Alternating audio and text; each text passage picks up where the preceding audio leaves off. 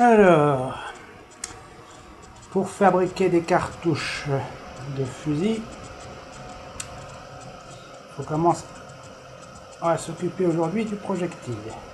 Alors ceci est une balle en plomb nu. Je sais pas si ça soit bien que là on filme à la webcam. Alors, là, le nez en forme d'ogive pour ce projectile-là, un nez rond. Le nez est bien arrondi. Alors que là, tu as un autre projectile, tu vois la différence. Un nez, dont l'ogive a un nez plat. Alors rien. Je ne sais pas si ça se voit très bien à la caméra.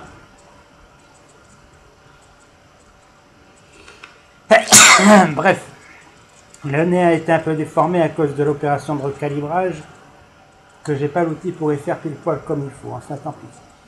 Alors les cannelures que tu vois, ce sont les gorges de graissage, pour quand on fait des cartouches à balles graissées.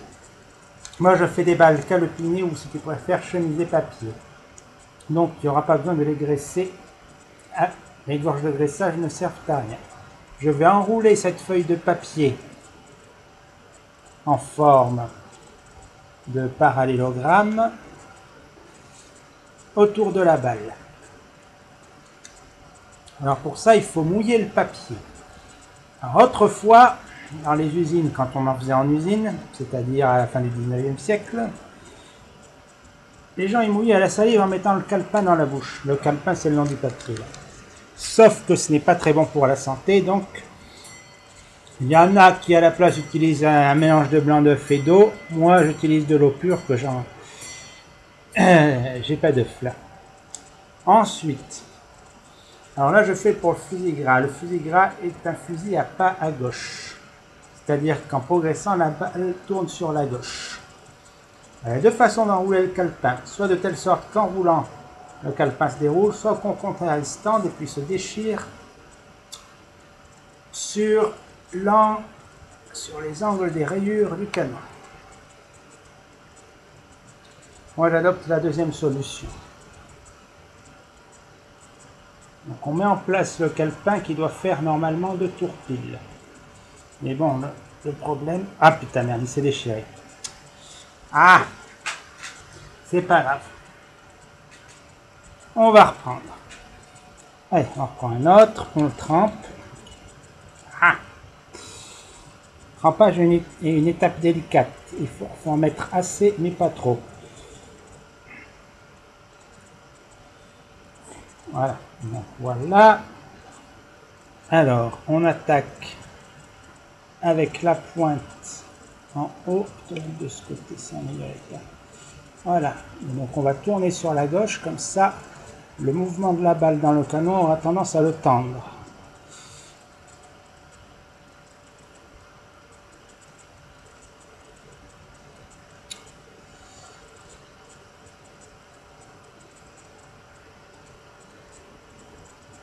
Voilà.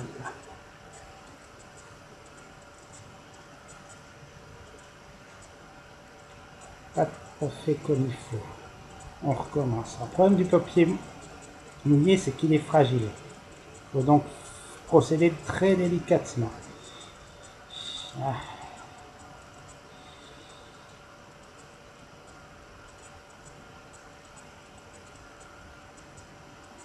Voilà.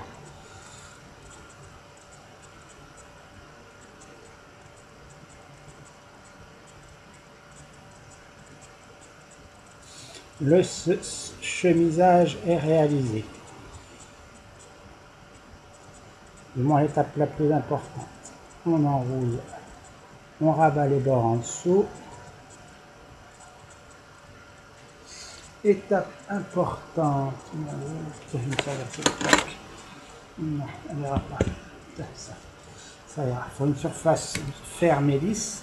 Je vais aplatir, tu vois, et tourner vers la gauche pour que ça ait tendance à tendre. Voilà, c'est tout. Et je mets à sécher. En séchant, le papier va se tendre et bien enserrer le projectile. Tu vas voir. Alors, on met à sécher. Hop, sur le feu. Enfin, sur une brique qui est sur la cuisine. Et on passe au projectile suivant. Et voilà.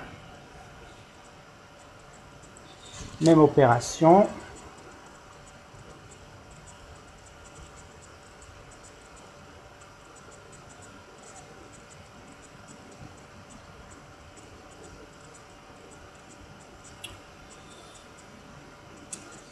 Ah, ça perd l'hypopète.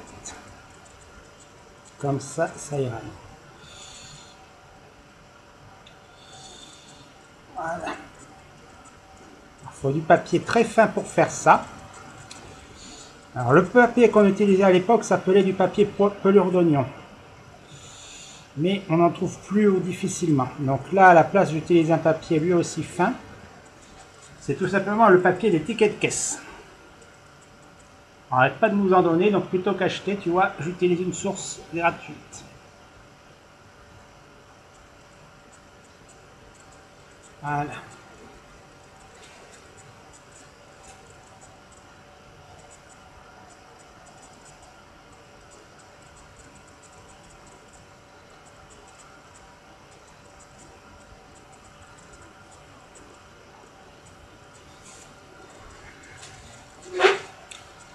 Non, je vais pas te faire les vis, je reprendrai le film. Oh, quoique, je peux pas être pause. Bon, on ne sait jamais. Allez, il est mouillé d'avance. Je mouille le calepin. Là, il est mouillé. Hop, on va le laisser un peu sécher légèrement. Ah, on en mouille un autre. Voilà. Normalement, il faut à peine les humidifier. Voilà. Et c'est parti. Hop, tu vois, l'ogive, la pointe, le nez. Parce que c'est un pas à gauche. Un pas à droite, je les mettrai dans l'autre sens. Parce que je veux que la balle, en tournant dans le canon, tende le calepin. Si tu choisis plutôt déchirer, il faudrait enrouler dans l'autre sens.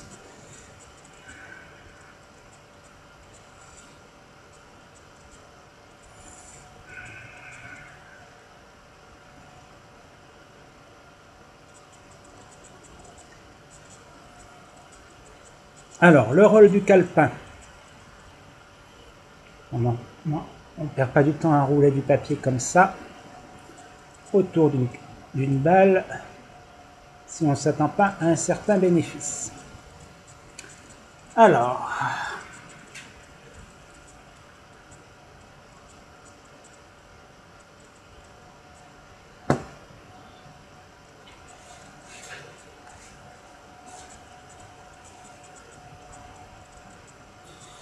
que ce soit des balles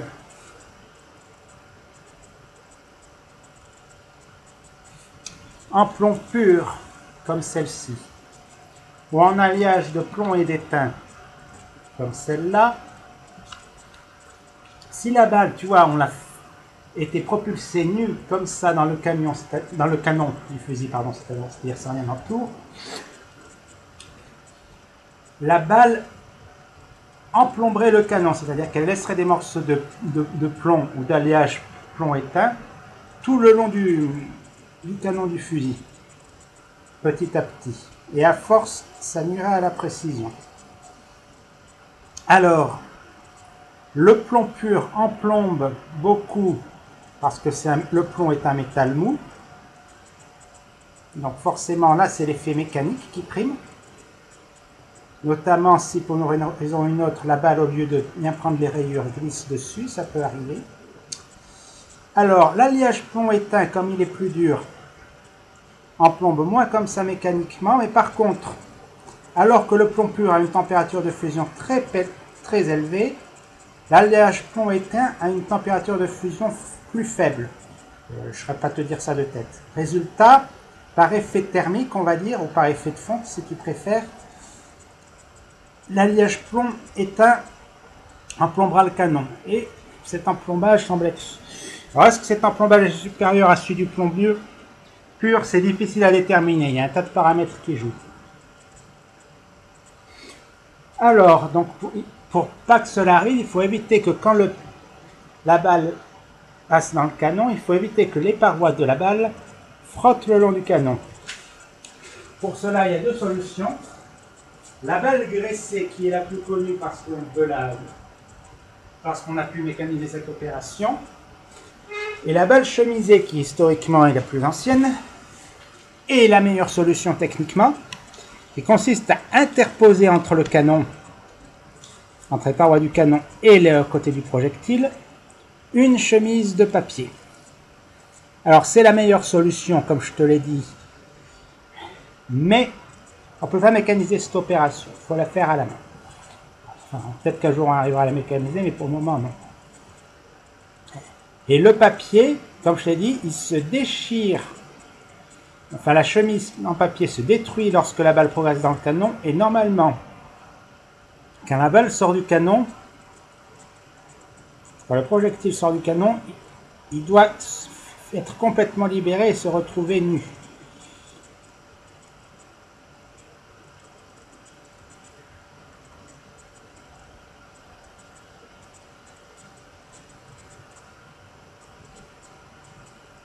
Alors,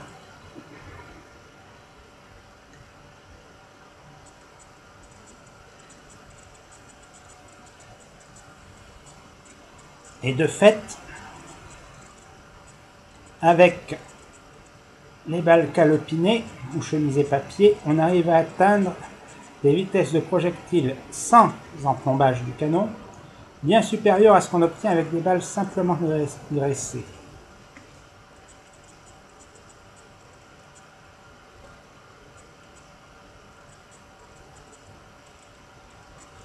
Il faut dire que le graissage des balles pour ce que je te disais là est assez délicat à maîtriser parce qu'il faut que la graisse soit assez dure pour bien graisser sur toute la longueur du canon, et en même temps assez fine pour graisser dès le début du parcours de la balle. Et là aussi, il faut que dès que la balle sort du canon, il n'y ait plus de graisse. Sinon, la graisse, comme le papier d'ailleurs, s'il restait du papier autour de la balle, déséquilibrerait le projectile dans l'air, qui ne serait plus précis et ne suivrait plus sa trajectoire initiale. Alors,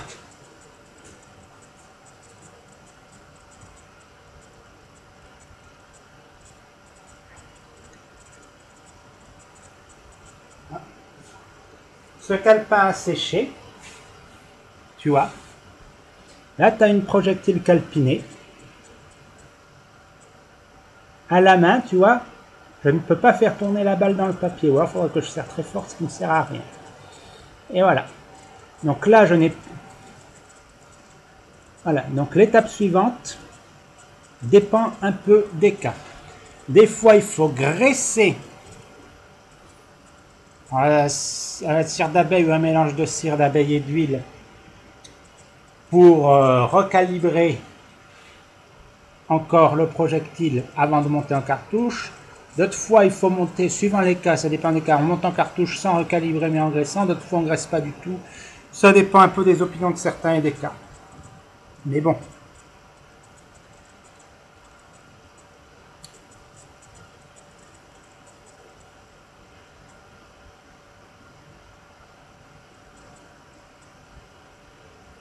Voilà. Allez, c'est tout pour aujourd'hui.